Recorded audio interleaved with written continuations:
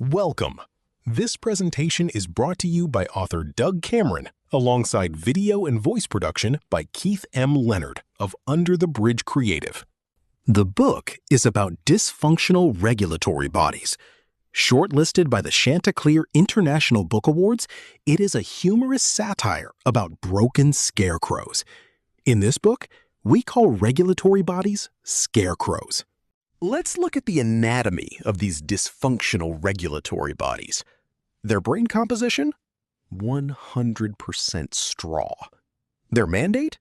To control by fear and operate under strict compliance. Our story begins with a hard-working feedlot owner, Justin, whose dream of a new feedlot was rejected by the compliance police. The plan was compiled by Licobee, a professional builder. Justin could not find her, and she did not return his phone calls. Bruce G. was a grower. He did soil testing on the nearby dry water irrigation project. Desperate to get his business moving, Justin contacted Bruce G. Bruce G. said, "No problem, I can do the plan. I am a soil physicist and well qualified." Realizing her initial work wasn't up to par, Justin fired Licobee. She was absolutely furious. She cried to the compliance police, screaming, "I will get revenge!" The compliance police lived in a pen inside the Ministry of Cows. They hold all business plans captive for sorting. The Scraecrows practice systemic bias. If you are a professional builder, your intelligence is an assumed genius. Your capability is trusted blindly, and your paperwork is instantly rubber-stamped. But if you are a professional grower, you face endless scrutiny. Their motto is simple: builders are smart, growers are fart. Bruce G. conducted additional drilling, surveying, and groundwater testing to submit Report 2. But the scale was heavily weighted against him. The compliance police slapped it with a "more work is needed" stamp. Were the compliance police simply moving the goalposts?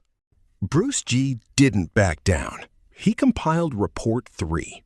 He meticulously mapped the aquifers and developed a superior holding pond design featuring a compacted clay liner. He used ModFlow technology to predict groundwater contamination and analyzed 100 years of weather data to design the perfect lagoon size.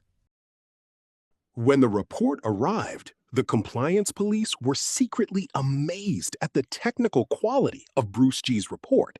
It was far superior to the builder report. However, they became completely blinded by jealousy and anger. They wanted to find someone to discredit the report. The builders were practicing blatant systemic discrimination, trying to ruin Bruce G. simply because he was a grower, not a builder. As of a result of the builders' scheming, the vice president of the Aqua Command Center pointed a finger directly at Bruce G., declaring, "Because you are not a professional builder, your report is unacceptable." Systemic discrimination was alive and well in the Aqua Control Center. Gabriel B. decided to conduct a surprise, no-knock raid on Justin's feedlot to see if he could shut it down completely.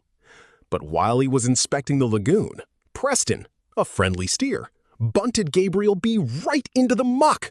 With a loud crackoom, Gabriel B.'s hard hat flew off, and he became nothing more than a stinky, wet mop. Enter Queen Mara, a new government appointee put in absolute charge of the compliance police.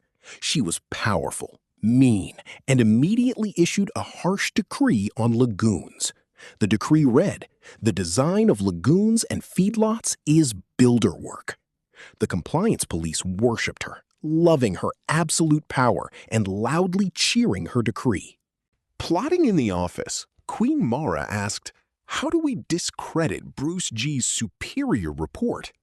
Gabriel B. said, "We can accuse him of plagiarizing Licobee's report." Bruce G. has cited 3 soil logs from her report.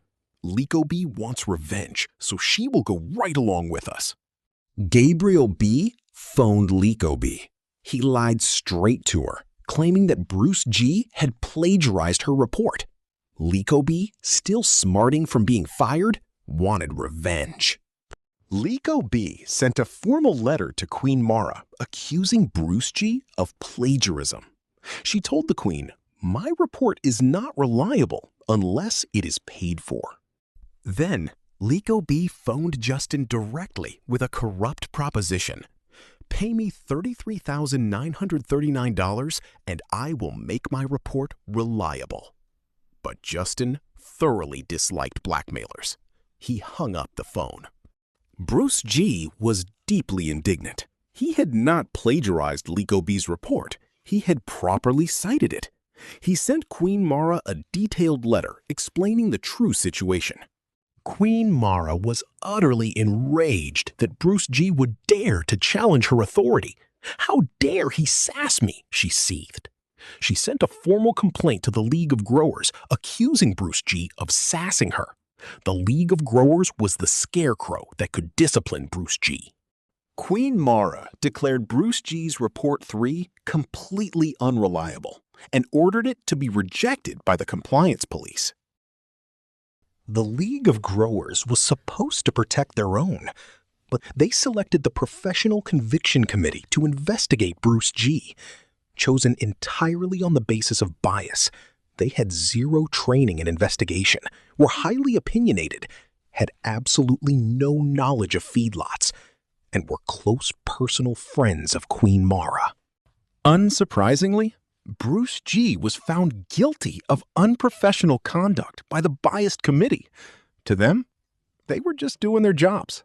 Refusing to break, Justin and Bruce G arranged to drill 10 new, deep groundwater monitoring wells. By doing this, they completely eliminated Lico B's inferior, shallow wells.